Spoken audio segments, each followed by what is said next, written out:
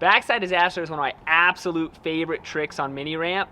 I can technically do them, but they don't look as good as I'd like, so that's what we're gonna work on today.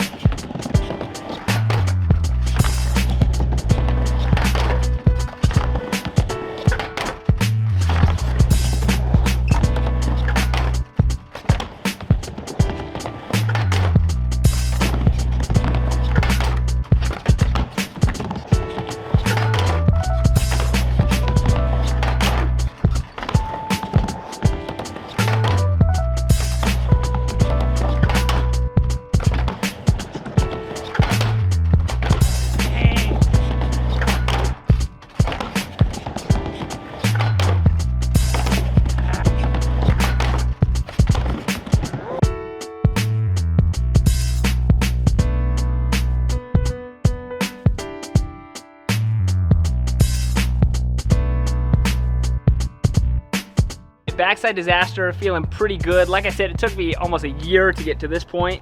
So what happens when you're doing backside disasters for a while, your glasses fog up on you.